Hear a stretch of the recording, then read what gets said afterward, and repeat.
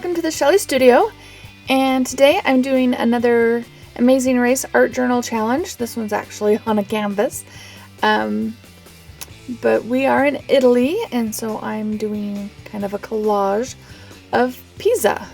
So I found this picture in a travel magazine, and I'm just grabbing different things that I thought would go with it and arranging them to see how I want it to go. Most of it you probably won't even notice, especially that yellow paper. I used distress ink on that and it went way too yellow, but we'll fix it eventually, and it gets covered up most of the way, so it's not really a problem.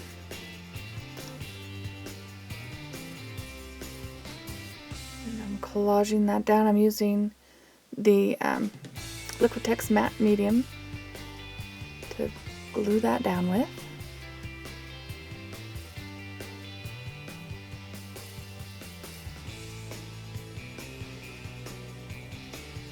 And yes, I have ripples and bubbles, so I'll have to work at it to get them down. There we go. Now, I was shown a technique for reducing the amount of ripples, so I thought I would try it. And what it is you put the matte medium over your image before gluing it down and let it dry, and that's supposed to stiffen it. Well, it got all wavy, so I don't know. I'm just a failure at collage, I tell you. So this gets way wrinkly, and I do my best to smooth it out.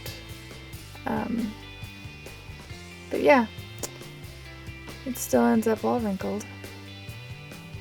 I think I need to take a collage class. Do smoothing it out a bit, but you can see them, and the ones that are over that dictionary page, yeah, they're stuck.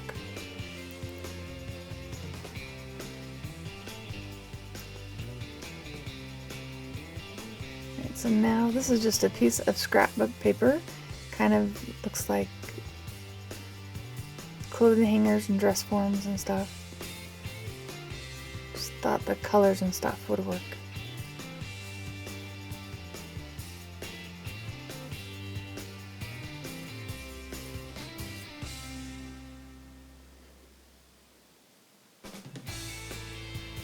I'm gluing still more scrap paper. Gotta get it lined up right.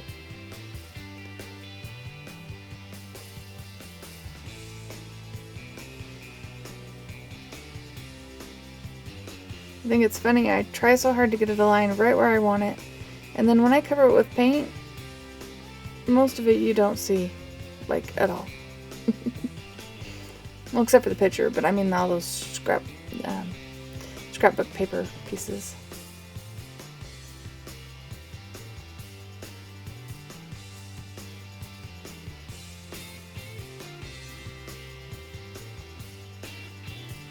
So here I am. I'm taking just a gray craft paint to tone down that yellow because it was really bothering me.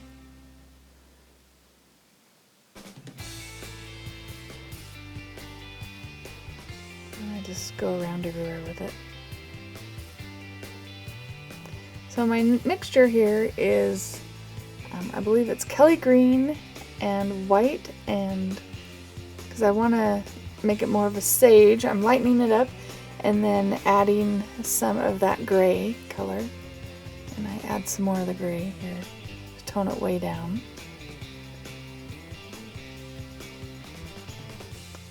I just keep adding until I get it to the color I want it to be.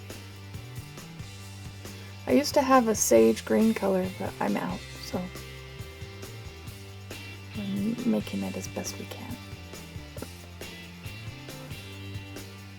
Alright, so I still feel like it needs more gray.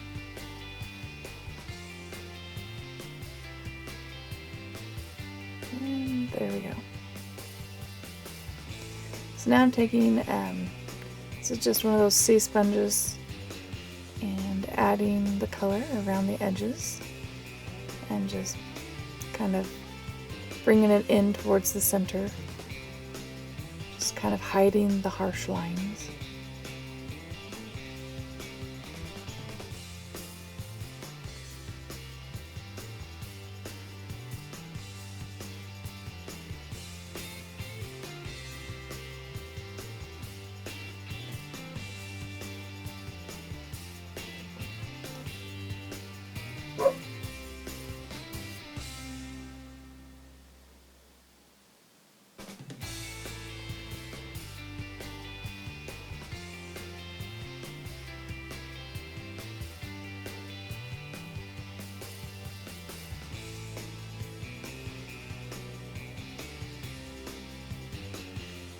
Just keep working it around till I get it the way I like it. And I decided it needed a little bit of texture color, so I put a little white over the top because it was looking too flat. And see what I mean? Those corners are practically gone. Can't even see the paper underneath. Now I'm just going over with a little bit of a dry brush, still trying to blend the borders in a little bit.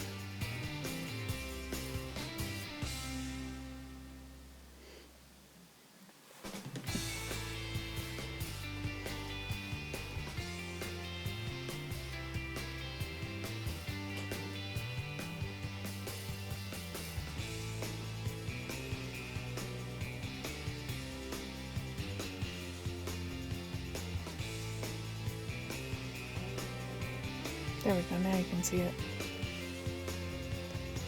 Just adding more white around the edges. I just want more.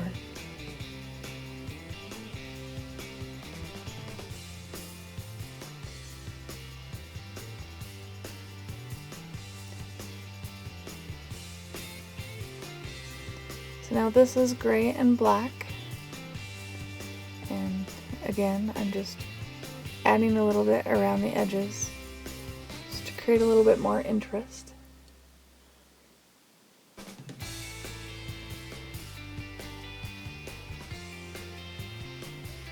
And then I let that dry. Once it's dry, I take my text stamp. This is like a script stamp, I guess.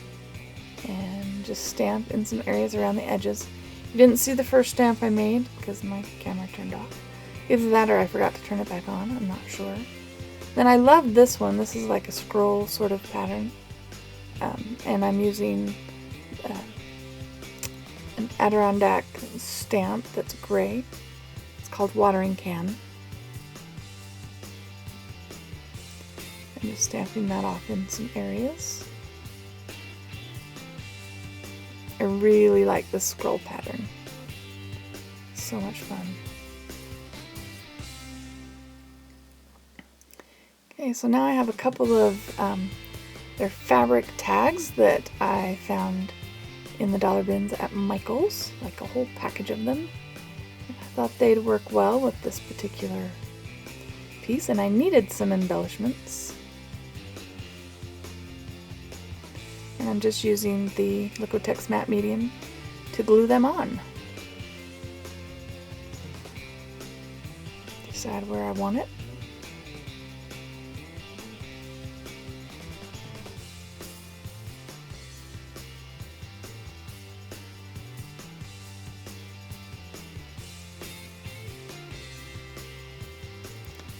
Blend that out.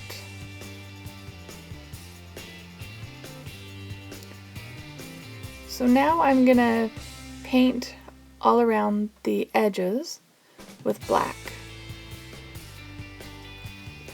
While watching this, I think I decided a sponge might have been better at getting a nice even edge. But it doesn't look too bad. There's one spot where I go way too far over, but... And that's the hard thing about mixing your own colors. If I wanted to cover up the little bit of black that I got on the front, I'd have to figure out that color again.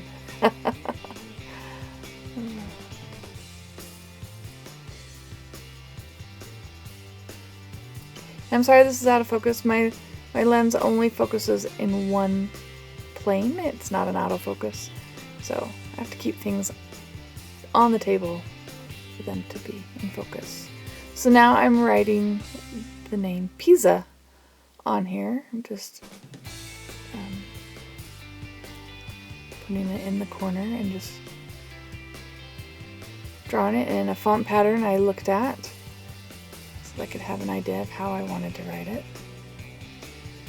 And I'm just going to put that on with a Sharpie. It's the easiest, has the most control, and it stays dark and it's permanent, so it's a good choice.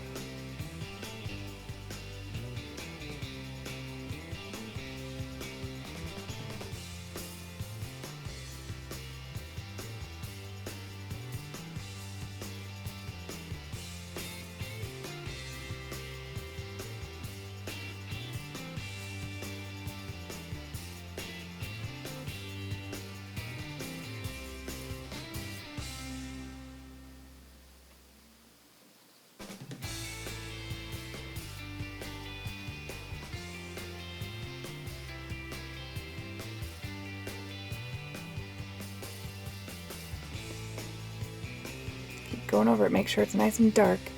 There we go. There's our collage of Pisa. And I hope you like that. If you'd like to see more, please subscribe. Thank you.